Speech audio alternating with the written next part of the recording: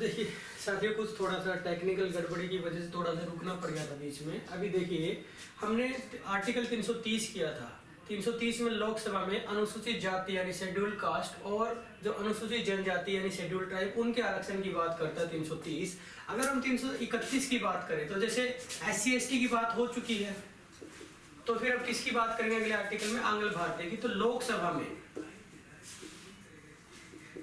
में आंग्ल भारतीयों के लिए आरक्षण की व्यवस्था की गई है। के लिए आरक्षण की व्यवस्था, तो आंग्ल भारतीयों के लिए आरक्षण की व्यवस्था 330 से अगले आर्टिकल में आप सीधा याद रख लोगे इसको 331 में। आंग्ल भारतीय वो लोग होते हैं जो इंडिया में मान लो विदेशी थे जिन्होंने आक्रमण किया और इंडिया में राज किया, तो जब वो यहाँ से गए तो उनकी कुछ संतानें यहाँ पे रह गई थी कुछ की, तो वो यहाँ पे भारत में माइनॉरिटी में है। तो भारत में अपने आप को असुरक्षित महसूस ना करे, क्योंकि अगर वो इलेक्शन होगा तो भारत में थोड़ा सा इलेक्शन का नजरिया अलग होता है। लास्ट में जाकर के जो है मतलब जो माइनॉरिटी वाले हैं वो मतलब ये कहा जा सकता है कि वो नहीं जीत पाएंगे, और इनकी तो संख्या भी बहुत ही कम है। तो भारत में अपने आप को असुरक्षित महसूस ना करे, या ऐसा ना सोचे कि हम भारत की मेन लीडरशिप में कभी जा नहीं सकते, अपना रिप्रेजेंटेशन नहीं दे सकते। तो इस करके तो भारत के संविधान ने उनको आरक्षण दे दिया गया कि दो बंदों को किसमें राज्यसभा में लोकसभा में जाने का, राष्ट्रपति सीधा वहां पे भेज देता 2 बंदों को, ठीक है ना। उसके बाद फिर से लोग विधानसभा पे आते हैं। विधानसभा में SC/ST के लिए आरक्षण, SC और ST के लिए आरक्षण, reservation for the SCs and STs in legislative assembly. तो ये 332 में आ जाता है। अब इनका हो चुका तो फिर से हम इनके ऊपर आते हैं, आंग्ल भारतीय के ऊपर। तो विधानसभा में आंग्ल भारतीयों के लिए आरक्षण की व्यवस्था की गई। आंग्ल भारतीयों के लिए आरक्षण की व्यवस्था की गई है 333 में। अब 335 में है जैसे सरकारी सेवाएं हैं, सेवाओं या पदों पर SCs और STs के लिए रिजर्वेशन की व्यवस्था की गई है, आरक्षण की व्यवस्था की गई है सरकारी सेवाओं पर। और लेकिन ये सरकारी सेवा और पदों पर ये आंग्ल भारतीयों के लिए नहीं आता। तो ये सरकारी सेवाओं पर जो पद या सरकारी पदों पर SC/STs के लिए आरक्षण की व्यवस्था की गई है 335 आर्टिकल के तहत। 338 में आप लोग देखोगे, 338 में आता है अनुसूचित जाति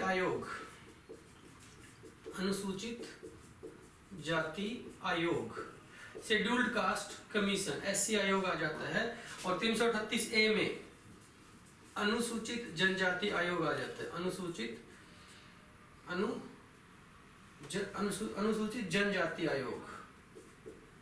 जनजाति आयोग आता है 338A में।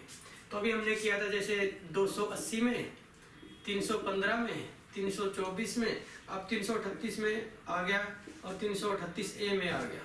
तो ये 5 आयोग की अभी तक मैं करवा चुका हूँ। और इसके बाद एक और आयोग लिख लीजिए, आर्टिकल 340 में। आर्टिकल 340 में OBC आयोग की बात की गई है, OBC आयोग, अदर बैकवर्ड क्लासेस, OBC आयोग। तो 340, तो ये आप लोग 6 जो है आर्टिकल्स याद रखोगे क्योंकि आयोग से संबंधित हैं आप लोगों के, ठीक है। चलिए कुछ 5-7 आर्टिकल और बच जाते हैं, वो जल्दी जल्दी कर लेते हैं। अगला जो अगर कुछ बचेगा तो अगले पार्ट में आते हैं, वरना मैंने आप लोगों को बताया कि जब मैं टॉपिक करवाऊंगा तो टॉपिक के अंदर, हर एक टॉपिक के अंदर कुछ न कुछ आर्टिकल्स आप लोगों को देखने को मिलेंगे, तो बाकी हम वहां से कर लेंगे, ठीक है। चलिए देखिए, आर्टिकल 343 करते हैं और ये बहुत ज्यादा इंपॉर्टेंट है, ठीक है। 43 होता है 7 की पावर 3, मैंने इससे याद किया है 7 की पावर 3। 7 को मैं 7 बोल रहा हूँ, क्या बोल रहा हूँ? 7, ठीक है। देखिए भारत के अगर सारे लोगों को साथ साथ रखना है, ठीक है, भारत के सारे लोगों को साथ साथ रखना है, तो आप लोगों को एक देश की अपनी भाषा को डेवलप करना पड़ेगा। और वैसे भी देख पा रहे हैं कि 40 से 42% लोग भारत में हिंदी भाषा को बोलते हैं। तो ये मीडियम ऑफ एक्सचेंज पूरे भारत को हो सकती है अगर इसका विकास किया जाए। तो राजभाषा का यानी यूनियन लैंग्वेज, राजभाषा का दर्जा दिया गया है हिंदी को। और केंद्र राजभाषा के विकास और उत्थान के लिए इंपॉर्टेंट जो भी स्टेप्स है वो उठाएगा। तो आर्टिकल 343 के तहत राजभाषा क्या है हमारी हिंदी, और इसकी लिपि जो है देवनागरी है। क्या है? देवनागरी लिपि है इसकी, ठीक है ना। इसके अलावा जो आपात उपबंध बन जाते हैं, इमरजेंसी प्रोविजन, जो आपके इमरजेंसी प्रोविजंस, यानी आपात उपबंध से 3 आर्टिकल्स आप इस तरीके से याद रखोगे। यहाँ पर आपात उपबंध से जुड़े हुए 3 आर्टिकल कौन कौन से है? आर्टिकल 352, आर्टिकल 356 और आर्टिकल 360। 352 में क्या है? नेशनल इमरजेंसी, राष्ट्रीय आपात की बात की गई है भाई। राष्ट्रीय आपात, राष्ट्रीय आपात तब लागू होता है जब देश के ऊपर कोई बाहरी देश आक्रमण कर दे, या आंतरिक अव्यवस्था फैल जाए, या आप कहो कि कोई आर्म रिबेलियन हो जाए, कोई भी मतलब जो हथियारों के साथ देश के किसी क्षेत्र में लोग हथियारों के साथ विद्रोह कर दे, जैसे नक्सलवादी मूवमेंट है या कोई भी मूवमेंट है, जैसे ये अगर बहुत खतरनाक लेवल पे आ जाए तो आप इसको राष्ट्रीय आपात घोषित किया जा सकता है। तो नेशनल इमरजेंसी आर्टिकल 352 के तहत राष्ट्रपति लगाते हैं। इनके ऊपर डिटेल पढ़ेंगे अभी तीनों के ऊपर, काफी चीजें इनके अंदर पढ़ने की। तो उसके बाद आते हैं आपकी प्रेसिडेंट रूल, राष्ट्रपति शासन।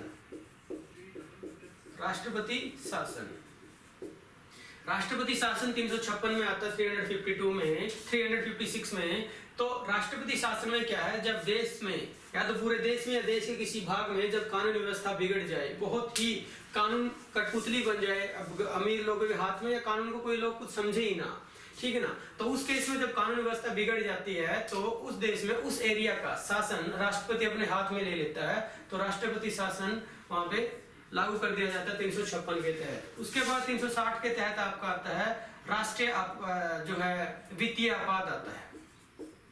वित्तीय आपात, फाइनेंशियल इमरजेंसी, वित्तीय आपात।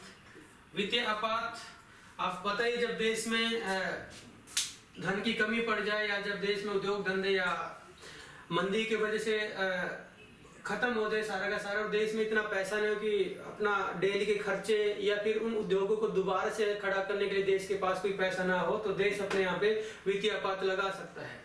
भारत में कई बार ऐसी स्थिति बन चुकी, लेकिन भारत ने अपने यहाँ पे वित्तीय आपात अभी तक नहीं लगाया। उन्होंने, उद्योगों ने अपने आप को दोबारा रिकवर कर लिया भारत में, ठीक है ना। तो वित्तीय आपात अभी तक भारत में नहीं लगा। अगर बात करें आता कौन से आर्टिकल में, तो आर्टिकल 360 में आता है। एक आर्टिकल रह जाता है दोस्तों आज का इंपॉर्टेंट, संविधान संशोधन, ठीक है ना। संविधान संशोधन, संविधान संशोधन। और आपको पता संविधान संशोधन की जो प्रक्रिया है वो साउथ अफ्रीका से ली गई, दक्षिण अफ्रीका से ली गई है। कहां से ली गई है? दक्षिण अफ्रीका से ली गई है। और अगर हम इसके आर्टिकल की बात करें तो आर्टिकल 368 आता है, ठीक है। तो इसको याद करने का मैंने बड़ा आसान सा तरीका है भाई, दक्षिण अफ्रीका से, कहां से? दक्षिण अफ्रीका से